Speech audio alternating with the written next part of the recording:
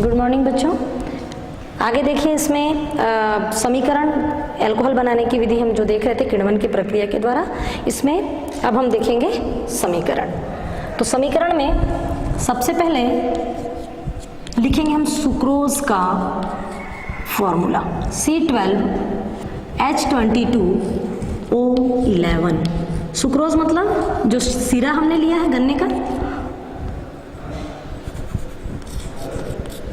गन्ने का जो शीरा लिया है उसमें सुक्रोज होता है और उसका फार्मूला है C12H22O11 प्लस H2O। ये पानी कहाँ से आया? पानी हमने तनु किया है विलयन को, ठीक है, पानी मिलाया है, वो पानी है। इसके साथ अभिक्रिया होती है जाइमेज एंजाइम की उपस्थिति में। जाइमेज एंजाइम हमने लिया है, जाइमेज एंजाइम की उपस्थिति में अभिक्रिया होती है और ग्लूकोज और फ्रक्टोज के दो अणु बन जाते हैं C6H12O6 प्लस C6H12O6। दोनों का अणुसूत्र समान होता है, ये ग्लूकोज है, केवल इसमें क्रियात्मक समूह का अंतर होता है।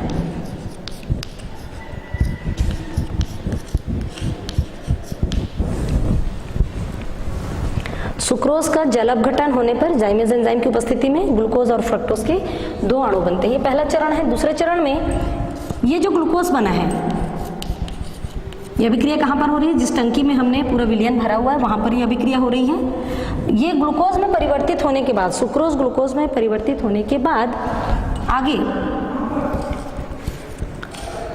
इनवर्टेज एंजाइम की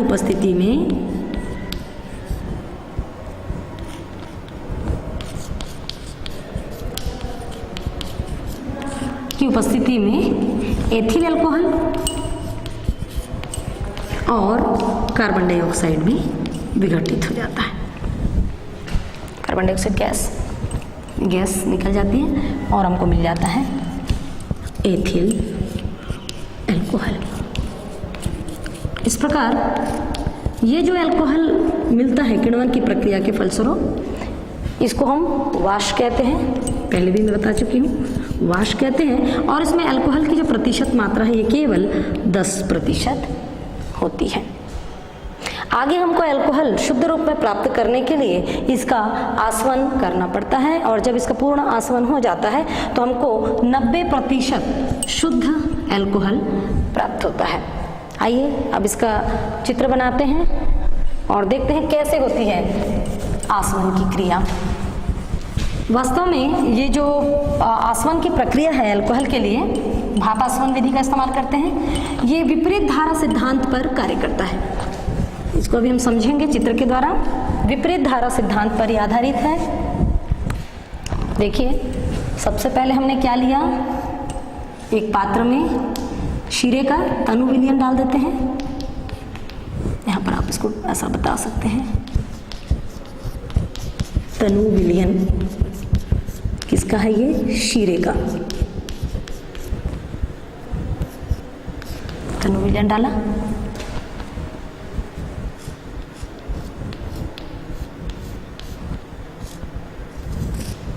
इसको फिर से एक अलग से पात्र में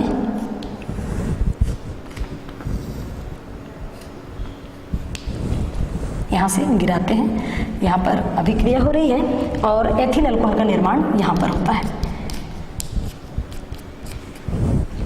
और यहाँ से कार्बन डाइऑक्साइड गैस जो है मुक्त हो जाती है, बाहर निकल जाती है। हमने अभी देखा था समीकरण में एथिल अल्कोहल के निर्माण के समय कार्बन डाइऑक्साइड गैस उत्पन्न होती है। ये यहाँ पर एक मार्ग बना होता है जहाँ से ये बाहर निकल जाता है।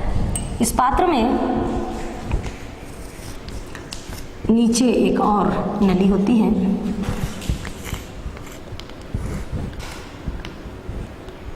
इस प्रकार से यहाँ पर एक पंप लगा होता है।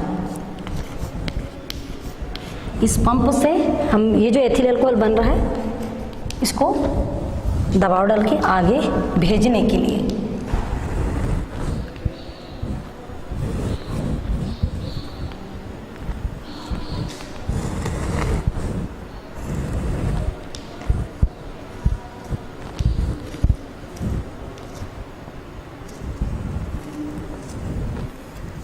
इस प्रकार एक कुंडलित नलिका या पाइप लगी होती है यहाँ पर।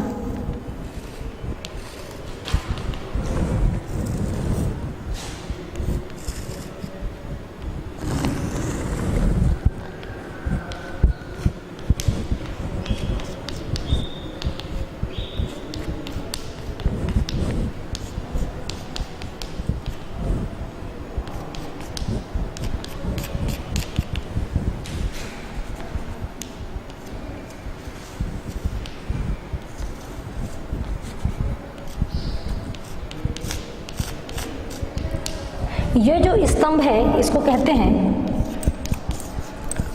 परिशोधक स्तंभ।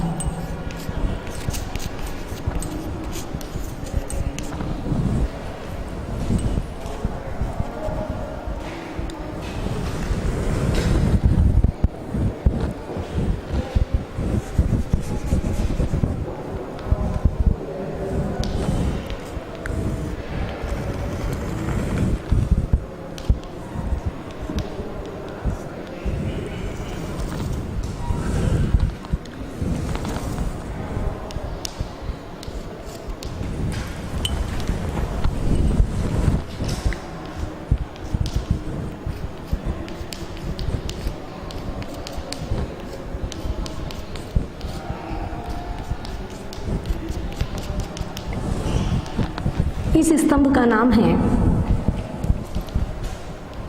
विश्लेषक स्तंभ।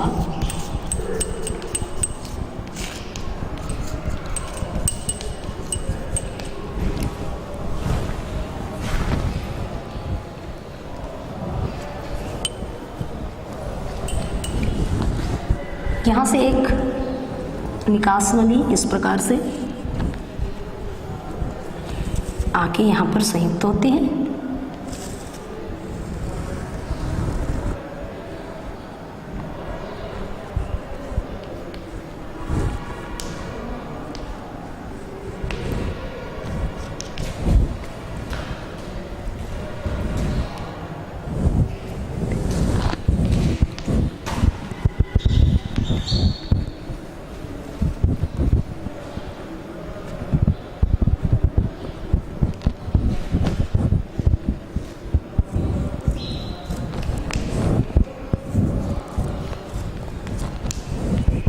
यहाँ पर एक संघनित्र लगा होता है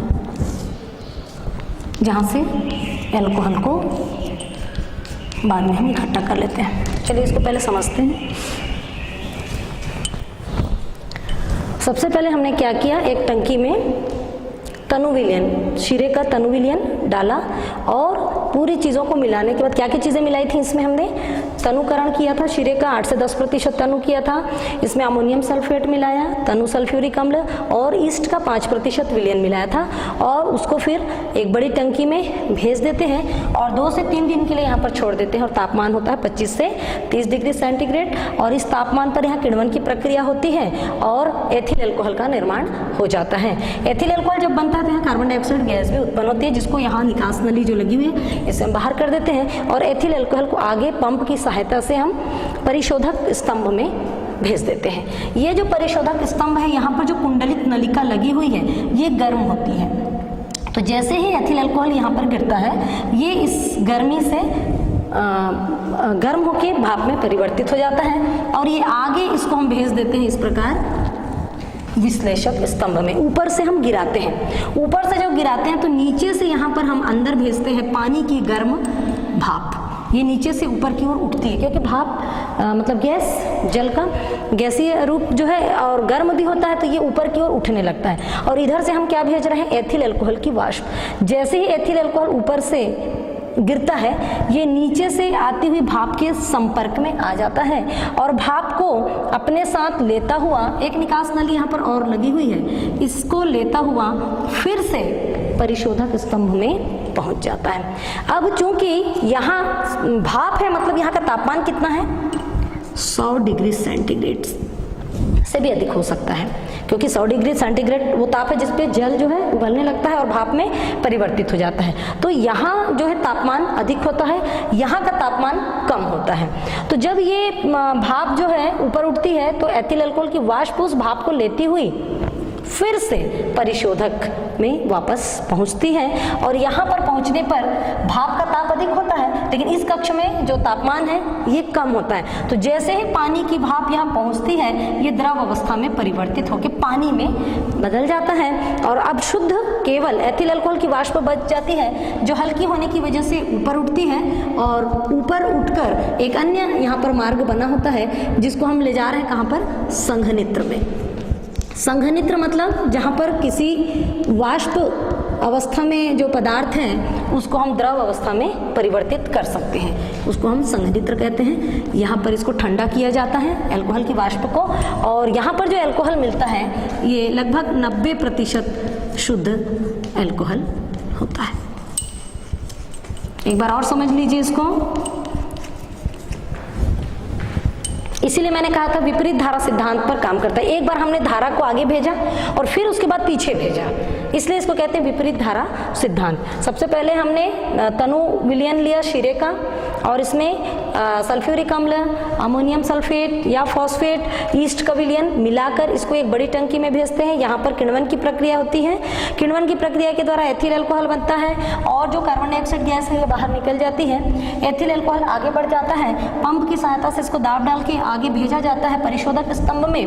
परिशोधक स्तंभ में ये जो सर्पिलाकार नलियां लगी हुई है ये गर्म होती हैं। इस गर्म नली के संपर्क में आते ही जो एथिल अल्कोहल है वो भाप में परिवर्तित हो जाता है, उसकी वाष्प बन जाती है। इस वाष्प को हम आगे गिराते हैं ऊपर से विश्लेषक स्तंभ से, स्तंभ पर यहाँ ऊपर से हम इसको गिराते हैं, और नीचे से यहाँ पानी की भाप ऊपर उठती रहती है, गर्म भाप। जैसे ही एथिल अल्कोहल की वाष्प इस गर्म भाप के संपर्क में आती है, इस भाप को अपने साथ लेती हुई वापस एक यहाँ पर मार्ग होता है, यहाँ से फिर से ये परिशोधक स्तंभ में पहुँच जाता है। क्योंकि यहाँ का तापमान विश्लेषक स्तंभ की तुलना में कम होता है, तो यहाँ जैसे ही भाप पहुँचती है पानी की, वो द्रव अवस्था में परिवर्तित हो जाती है, और केवल अकेले एथिल अल्कोहल की वाष्प ऊपर उठने लगती है। क्योंकि गैस है तो ऊपर उठेंगे, तो ये ऊपर उठ के यहाँ से एक निकास द्वार बना होता है, यहाँ से इसको हम लाते हैं संघनित्र में। संघनित्र में ये ठंडा हो जाता है, और ठंडा होकर द्रव अवस्था में परिवर्तित हो जाता है, और इस प्रकार जो अल्कोहल हमको मिलता है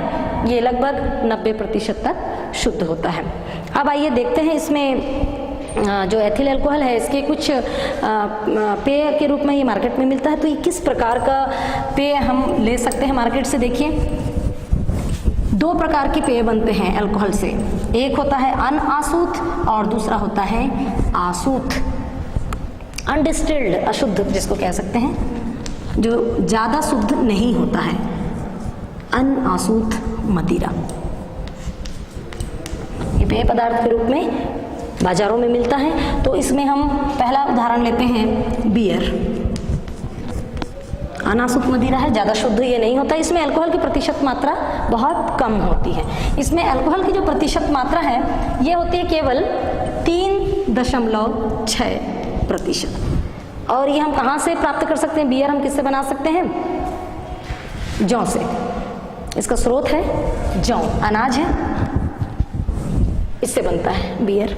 इसी प्रकार 1-2 उदाहरण देखते हैं अनासूत मदिरा के अंतर्गत। दूसरा है साइडर।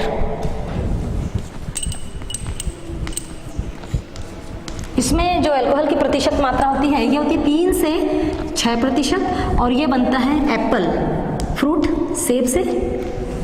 ये अनासूत मदिरा के अंतर्गत। आसूत मदिरा के अंतर्गत हम देखेंगे दूसरा प्रकार है अल्कोहल का, आसूत मदिरा, जिसको भापासवन विधि के द्वारा शुद्ध किया हुआ शराब है ये। तो इसका प्रकार है, पहला लेते हैं इसमें ब्रांडी। ब्रांडी में अल्कोहल की जो प्रतिशत मात्रा है ये होती है 40 से 45%, और इसका स्रोत है अंगूर। अंगूर के रस से ये बनाया जाता है किण्वन की प्रक्रिया के द्वारा। दूसरा है जिन। इसमें भी प्रतिशत मात्रा 40 से 45% होती है, और ये बनता है मक्का से।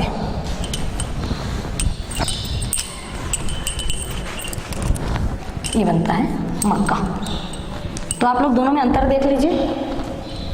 जो अनआसूत मदिरा है, मतलब जो शुद्ध नहीं है, अशुद्ध है, जिसमें जल और अन्य अशुद्धियां मिली हुई है, उसकी वजह से इसमें अल्कोहल की प्रतिशत मात्रा कम हो जाती है।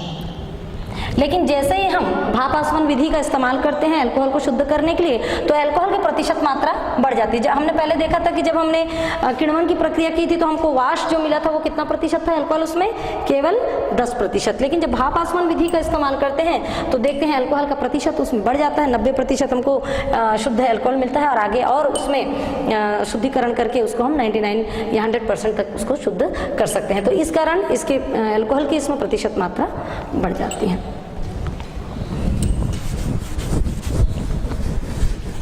इसके बाद आगे देखेंगे हम इसके भौतिक गुण।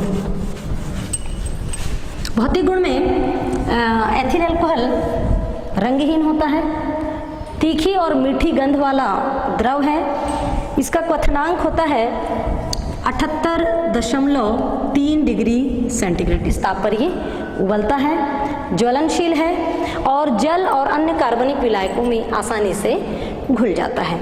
अब देखते हैं इसके रासायनिक गुण।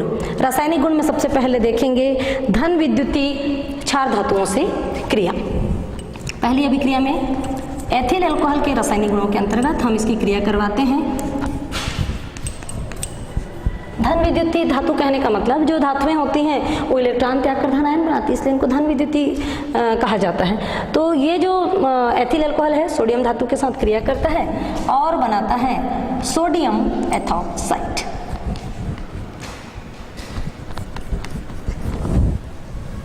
और हाइड्रोजन गैस उत्पन्न होती है।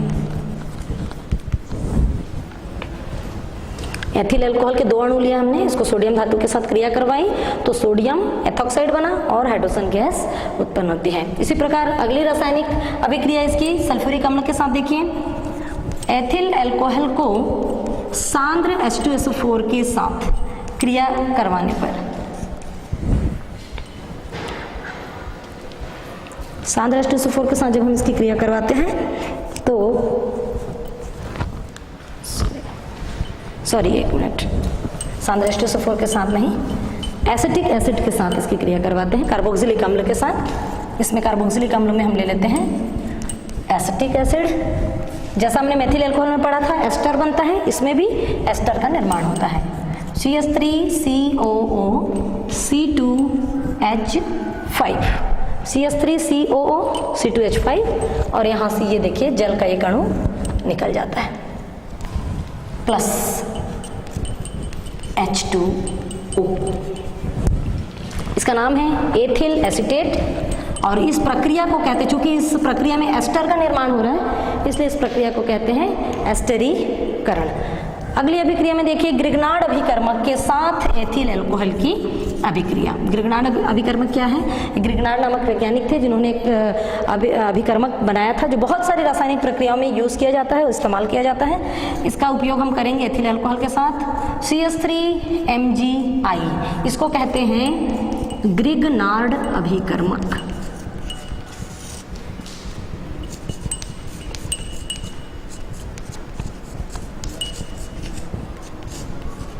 इसके साथ क्रिया होने पर संतृप्त हाइड्रोकार्बन बनते हैं। आप लोग देख रहे हैं यहाँ से ये हाइड्रोजन इस मेथिल समूह के साथ जुड़ जाता है, मेथेन बन जाता है। इसको कहते हैं संतृप्त हाइड्रोकार्बन, मेथेन बनता है। और C2H5 जो बचा हुआ पदार्थ है एक यौगिक के रूप में अलग हो जाता है। C2H5OMgI ये अलग पदार्थ बना के अलग हो जाता है और हमको मिलता है कि मुख्य रूप से मेथेन। अगली रासायनिक अभिक्रिया में देखिए एथिल अल्कोहल की अमोनिया के साथ क्रिया। अमोनिया के साथ जब हम क्रिया करवाते हैं एथिल अल्कोहल की तो एक बंद नली में इसको पदार्थ को डाल दिया जाता है और जिंक क्लोराइड की उपस्थिति में क्रिया करवाते हैं। अमोनिया का सूत्र NH3 अमोनिया। जिंक क्लोराइड की उपस्थिति में क्रिया होती है, बंद नली के अंदर अभिक्रिया करवाई जाती है तो बनता है एमीन।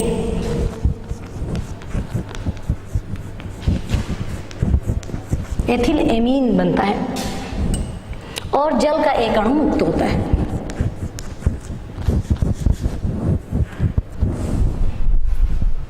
एथिलेमिन और बनता है जल का अणु। अगली अभिक्रिया देखिए, एथिल अल्कोहल की विहाइड्रोजनीकरण। एथिल अल्कोहल का विहाइड्रोजनीकरण। विहाइड्रोजनीकरण का मतलब क्या है? किसी पदार्थ से हाइड्रोजन परमाणु का अलग होना या निकलना। C2H5OH। और विहाइड्रोजनीकरण की प्रक्रिया के लिए हम अल्कोहल की वाष्प को गर्म तांबे के ऊपर से प्रवाहित करते हैं। कॉपर धातु को गर्म करते हैं और इस समय ताप होता है 573 केल्विन। इस ताप पर हम अल्कोहल की वाष्प होती है, वाष्प अवस्था में अल्कोहल की वाष्प को ये गर्म धातु कॉपर धातु के ऊपर से इस ताप पर प्रवाहित करते हैं, तो ये बना लेता है एल्डिहाइड CH3CHO। C एक कार्बन देख लीजिए, एक कार्बन CH3, 3 यहाँ से हाइड्रोजन निकलेगा, एक कार्बन फिर लेंगे, एक हाइड्रोजन और लेंगे और बन जाएगा CHO और बच जाएगा कितना हाइड्रोजन? 2, 3 और 1 4 तो 6, कुल 6 है। इधर भी देख लीजिए, 5 और 1 6, संतुलित है समीकरण, हाइड्रोजन गैस उत्पन्न होती है। इसी में अगला देखते हैं रासायनिक गुणों में एथिल अल्कोहल का ऑक्सीकरण। एथिल अल्कोहल का ऑक्सीकरण का मतलब होता है, जैसे विहाइड्रोजनीकरण का मतलब हाइड्रोजन परमाणु का किसी पदार्थ से बाहर निकलना, और ऐसे ही ऑक्सीकरण का मतलब है किसी पदार्थ में यौगिक में ऑक्सीजन का जुड़ना।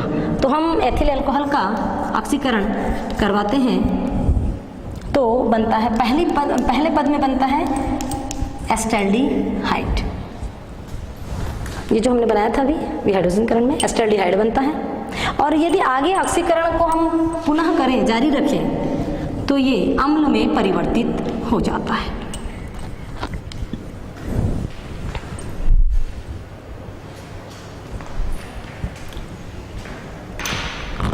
देखिए फिर से, एथिल अल्कोहल का हमने ऑक्सीकरण किया और ऑक्सीकरण के लिए कोई ऑक्सीकारक पदार्थ ले लेते हैं। कोई भी ऑक्सीकारक प्रबल ऑक्सीकारक पदार्थों की उपस्थिति में अभिक्रिया होती है, एस्टैल्डिहाइड बनता है। आगे और ऑक्सीकरण कराने पर ये अम्ल में परिवर्तित हो जाता है। इसके बाद आगे देखेंगे हम एथिल अल्कोहल के उपयोग। एथिल अल्कोहल का उपयोग जैसा कि हम जानते हैं पेय पदार्थ के रूप में होता है, शराब बनाने में होता है इसका उपयोग, और विलायक के रूप में इसका उपयोग होता है। बहुत सारे पदार्थों को, पेंट, वार्निश आदि को घोलने के लिए एथिल अल्कोहल का उपयोग किया जाता है। कुछ संश्लेषित पदार्थों के निर्माण में भी इसका उपयोग होता है। संश्लेषित पदार्थ मतलब जिसको कृत्रिम रूप से बनाया जाए, प्रयोगशाला में जिसको हम बना सकते हैं। जैसे रबर हमको प्राकृतिक रूप से भी मिलता है और इसको हम प्रयोगशाला में भी बना सकते हैं। तो संश्लेषित रबर बनाने में, सेंट बनाने में, वार्निश बनाने में, सेंट यानी परफ्यूम आदि बनाने में इसका उपयोग किया जाता है। और स्प्रिट लैंप में, जैसे घर में हम मिट्टी तेल से दिया जलाते हैं, ऐसे ही स्प्रिट को भर के लैंप बनाया जाता है। उस लैंप का उपयोग हम प्रयोगशाला में करते हैं किसी पदार्थ को गर्म करने के लिए। स्प्रिट लैंप बनाने में, पारदर्शी साबुन बनाने में इसका उपयोग मुख्य रूप से किया जाता है। अब इसमें मैं 2-3 चीजें और आपको बताना चाहूंगी, जैसे परिशोधित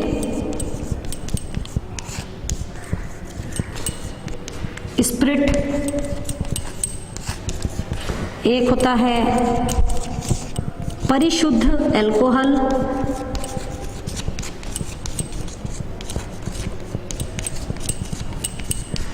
और तीसरा है इसमें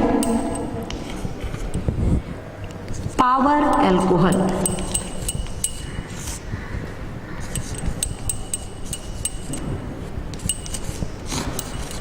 इन तीनों के बारे में एक संक्षिप्त जानकारी ले लेते हैं। तो परिशोधित स्प्रिट किसे कहते हैं? परिशोधित स्प्रिट जिसमें 95% अल्कोहल होता है और 5% जल। ये मैं ऐसा लिख रही हूँ। जब 95% हो एथिल अल्कोहल, उसमें 5 भाग हो, 5% जल हो, तो उस मिश्रण को कहेंगे परिशोधित स्प्रिट। परिशुद्ध अल्कोहल किसे कहेंगे? 100% शुद्ध, जिसमें जल और कोई दूसरी अशुद्धियां ना मिली हों, उसे हम कहेंगे 100% शुद्ध अल्कोहल को कहते हैं परिशुद्ध अल्कोहल। और इसी प्रकार पावर अल्कोहल, पावर का मतलब ऊर्जा, जो ऊर्जा उत्पन्न करे। पावर अल्कोहल जिसमें हम लेते हैं 80% पेट्रोल और इसमें मिक्स कर देते हैं 20% औद्योगिक अल्कोहल, जिसको हम एथिल अल्कोहल कह रहे हैं, इसको बेंजीन की उपस्थिति में क्रिया करवाते हैं तो बन जाता है पावर अल्कोहल, जिसको हम मोटर गाड़ियों में आंतरिक दहन इंजन में ऊर्जा उत्पन्न करने के लिए भी पेट्रोल की जगह इस्तेमाल कर सकते हैं।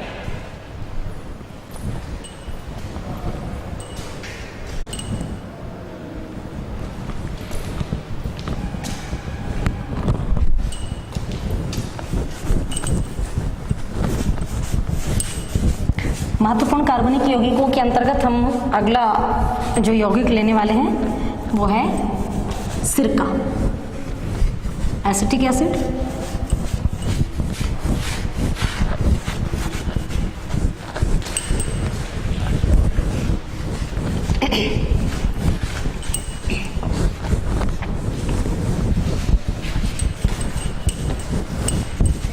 चलिए देखते हैं acetic acid.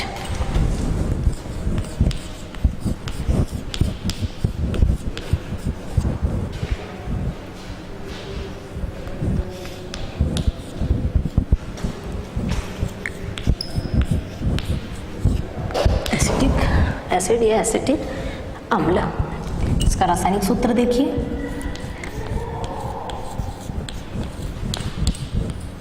C∪O CH3 C∪O OH। इसमें दो प्रकार के क्रियात्मक समूह होते हैं, एक C∪O इसको कार्बोनिल समूह कहा जाता है और एक OH जिसको हाइड्रोक्सिल कहते हैं। तो इन दोनों को संयुक्त रूप से हम कहते हैं कार्बोक्सिलिक समूह। तो ऐसे कार्बनिक यौगिक जिसमें संतृप्त हाइड्रोकार्बन के एक या एक से अधिक हाइड्रोजन परमाणुओं को जब कार्बोक्सिलिक समूह के द्वारा प्रतिस्थापित किया जाता है तो नया बनने वाला पदार्थ कार्बोक्सिलिक अम्ल कहलाता है। जैसे मैंने इस उदाहरण में लिया, मेथेन लिया और मेथेन का एक हाइड्रोजन विस्थापित हो गया, एक हाइड्रोजन परमाणु, और उसकी जगह हमने कार्बोक्सिलिक समूह प्रतिस्थापित किया, तो ये जो नया यौगिक बना इसको हम कार्बोक्सिलिक मोनोकार्बोक्सिलिक अम्ल कहेंगे और इसका जो रासायनिक नाम है वो है एसिटिक एसिड। अब आगे इसके कुछ उदाहरण देखते हैं। इसमें देखिए पहले एल्केन, मैं दो उदाहरण लिख रही हूँ यहाँ पर। एल्केन, ये एल्केन जो है जनक एल्केन कहलाते हैं। जनक एल्केन कहने का मतलब जहाँ से ये उत्पन्न हो रहा है, ये अम्ल कहाँ से बन रहा है, किस संतृप्त हाइड्रोकार्बन से प्राप्त हुआ है, उस आधार पर। और इसका नाम एक लेती हूँ मैं,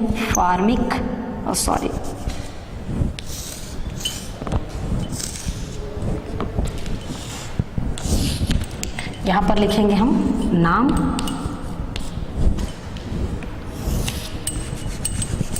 जैसे हम दो ले रहे हैं, एक ले रहे हैं मीथेन और दूसरा ले रहे हैं एथेन। एक एसिड फार्मिक एसिड, फार्मिक अम्ल,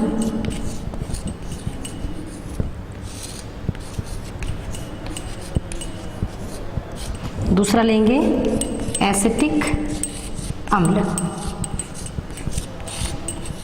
एसिटिक अम्ल।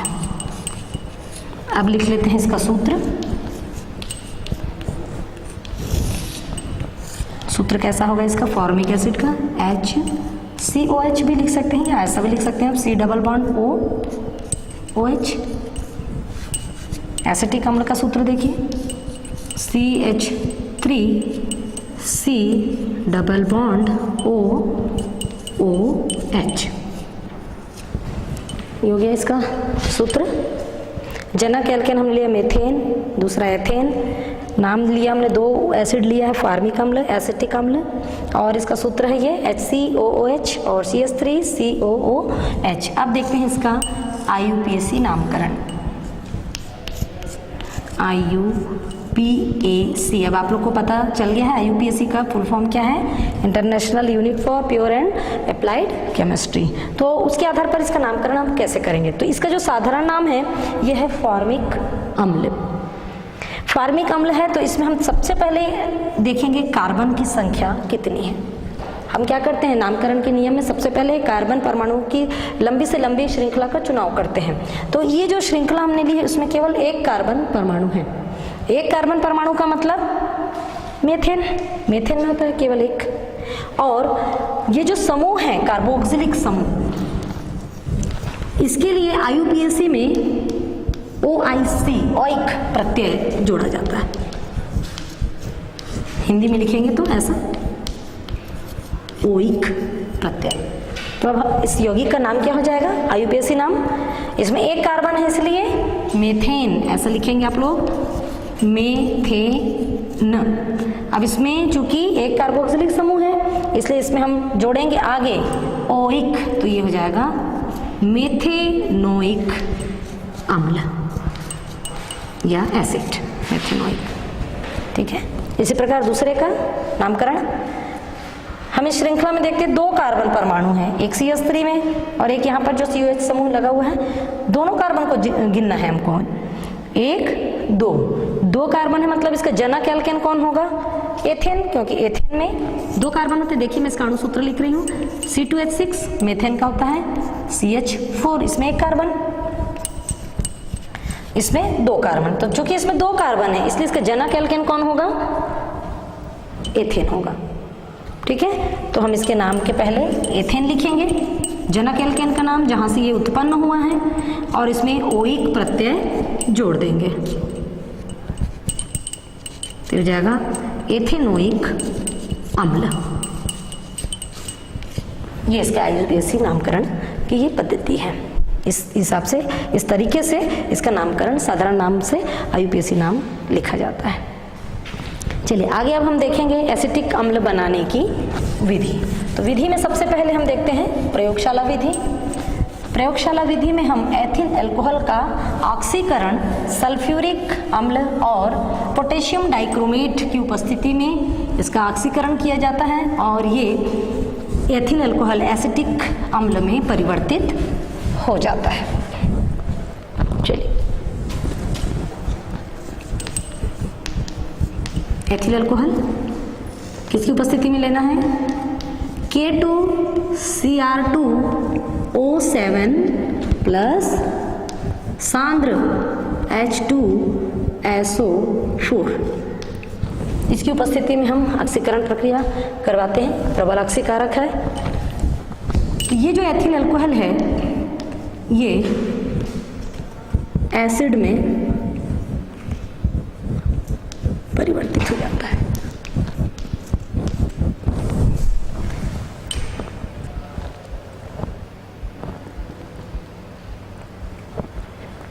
संतुलित समीकरण देख लीजिए, 5 और 6 हाइड्रोजन, 3 और 4 तो 6 हाइड्रोजन है ना। और ये जो ऑक्सीजन है हमें ऑक्सीकरण प्रक्रिया के फलस्वरूप प्राप्त हुआ है। ये पोटेशियम डाइक्रोमेट देता है ऑक्सीजन, नवजात ऑक्सीजन, जिसका उपयोग ये ऑक्सीकरण प्रक्रिया के लिए कर लिया जाता है। तो इस प्रकार एथिल अल्कोहल का ऑक्सीकरण, यहाँ से 2 ऑक्सीजन मिलते हैं इसको, ऑक्सीकरण प्रक्रिया के फलस्वरूप एथिल अल्कोहल एसिटिक एसिड में परिवर्तित हो जाता है। चलिए अब आगे देखते हैं इसके बनाने की औद्योगिक विधि। औद्योगिक विधि में जो सिरके का उत्पादन है, इस विधि का नाम रखा गया है शीघ्र सिरका विधि। शीघ्र सिरका, सिरका यानी एसिटिक एसिड, विनेगर कहते हैं जिसको। इस विधि को शीघ्र क्यों कहते हैं, शीघ्र सिरका विधि क्यों कहते हैं? क्योंकि इसमें जो सिरका बनता है बहुत तेजी से बनता है, शीघ्रता से बनता है, और इसके लिए एक अरेंजमेंट है, एक व्यवस्था है। तो ये जो उपकरण का चित्र मैं बना रही हूँ, इसमें हम लेते हैं बाल्टी नुमा पात्र लेते हैं। इस चित्र को यहाँ आगे बना देते हूँ। हम लकड़ी का बना हुआ एक बाल्टी नुमा पात्र लेते हैं इस प्रकार से। बाल्टी के आकार का है ये। यहाँ से हमको पदार्थ जो डालना है, कौन सा पदार्थ डालते हैं यहाँ से? Ethyl alcohol. एथिल अल्कोहल का 10% विलयन लेते हैं यहाँ पर।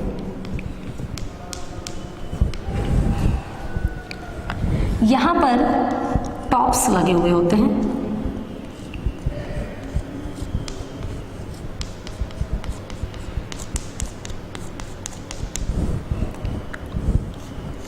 छिद्र युक्त, ये छिद्रित रहते हैं, इसमें छेद बने होते हैं छोटे छोटे, जहाँ से ये पदार्थ जो हम डाल रहे हैं विलयन वो इसके ऊपर गिरता है और यहाँ से फिर नीचे पहुँचता है। तो इस प्रकार फव्वारों के रूप में ये नीचे आता है। तो देखिए यहाँ पर हमने डाला हुआ है लकड़ी की छीलन। लकड़ी की छीलन को हम पुराने सिरके से भिगा देते हैं।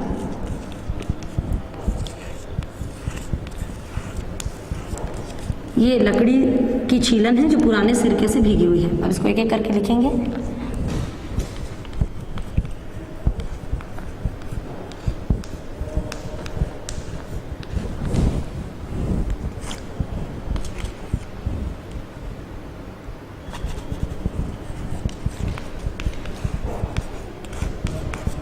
पुराने सिरके से भीगी हुई लकड़ी की छीलन।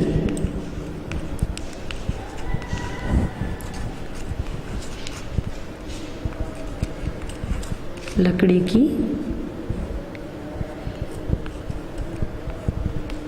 छीलन ये हमने डाला हुआ है। ये जो छिद्र आप देख रहे हैं ये वायु के प्रवेश के लिए द्वार बने हुए हैं। यहाँ से ऑक्सीजन जिसको हम हवा कह रहे हैं वो प्रवेश करता है और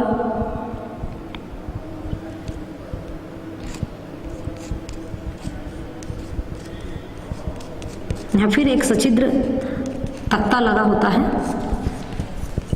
जहाँ से बूंद बूंद करके जो अम्ल है वो नीचे इकट्ठा हो जाता है। यहाँ पर एक निकास द्वार होता है जहाँ से बना हुआ सिरका अलग से एक पात्र में इकट्ठा कर लिया जाता है।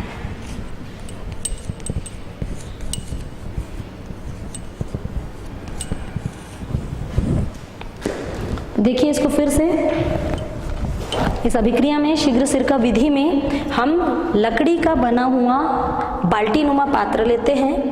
इसमें ऊपर से हम डालते हैं एथिल अल्कोहल का 10% विलयन, तनु विलयन, और ये ऊपर लगे हुए हैं सछिद्र टॉप, ये छेद बने होते हैं इसमें छोटे छोटे।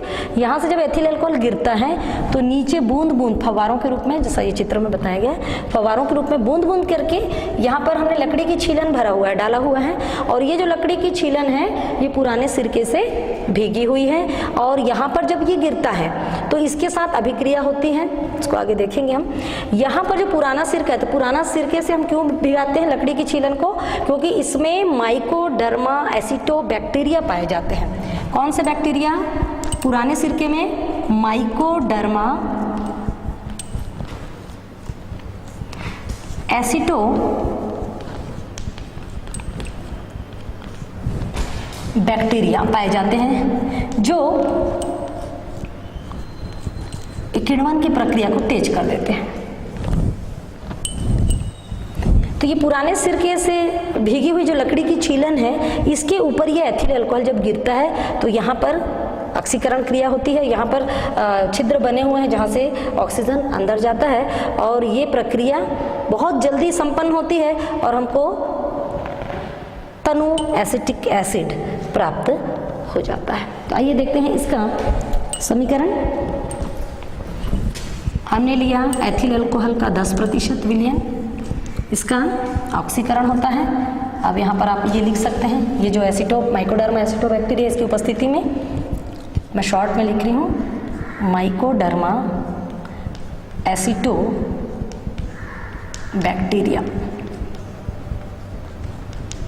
इसकी उपस्थिति में अभिक्रिया होती है और बनता है एसिड।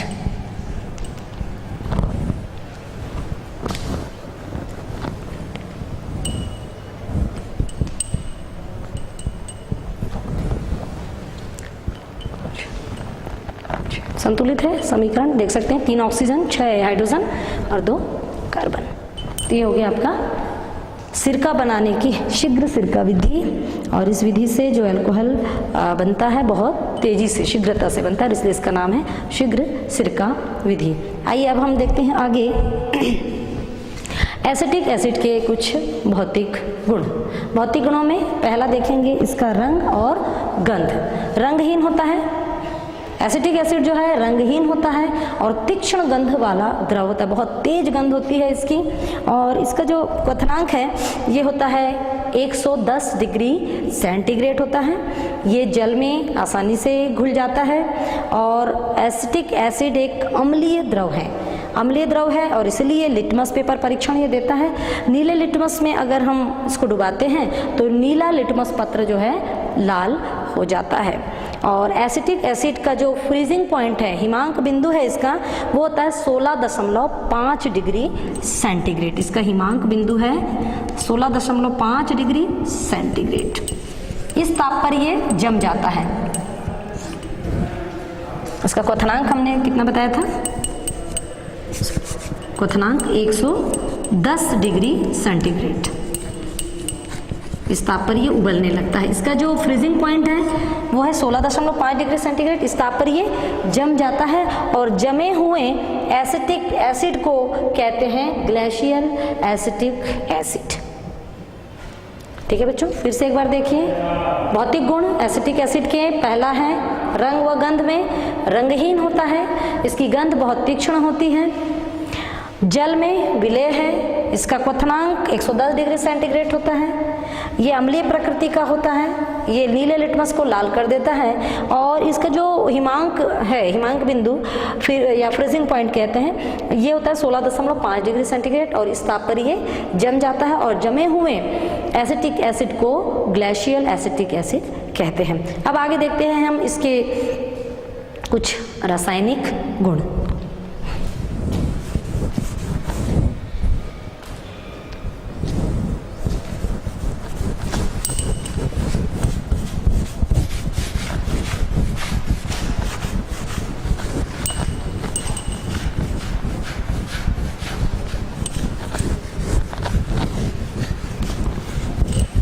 रासायनिक गुणों में पहला देखेंगे धात्विक कार्बोनेट और बाइकार्बोनेट्स के साथ क्रिया।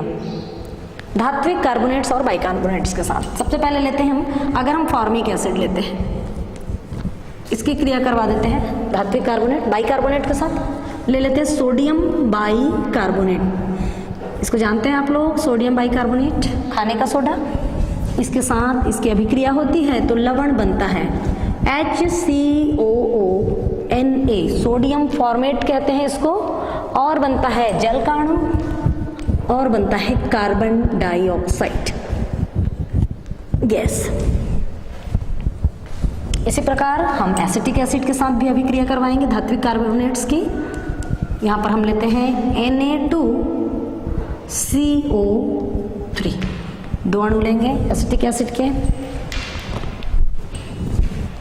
तो बनता है सोडियम एसीटेट, 2 अणु, और बनेगा जल और कार्बन डाइऑक्साइड।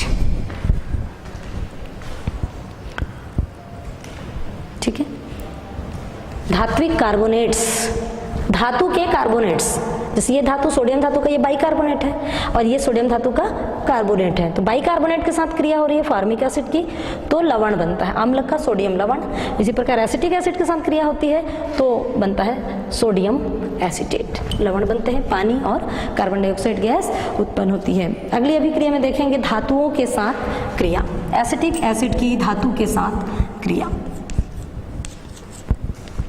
सोडियम धातु लेते हैं, इसके साथ अभिक्रिया करके बनाता है सोडियम एसीटेट और हाइड्रोजन गैस उत्पन्न होती है।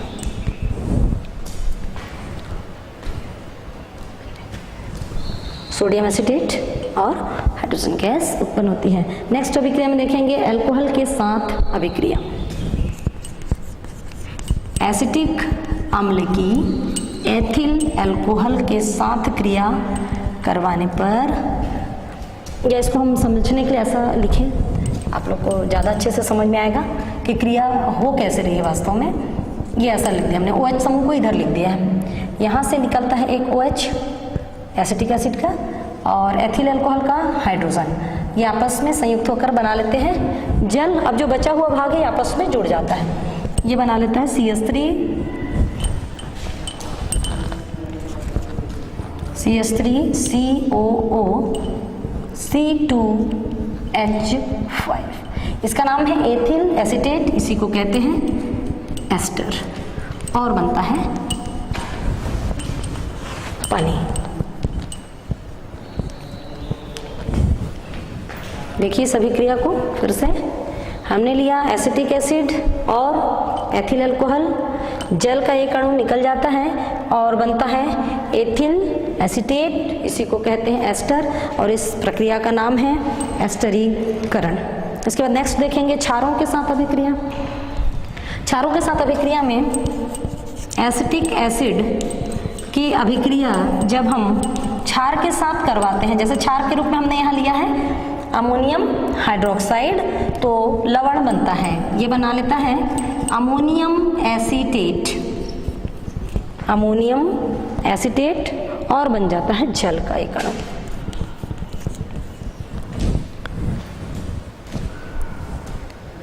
जल का एक अणु बन जाता है, ठीक है।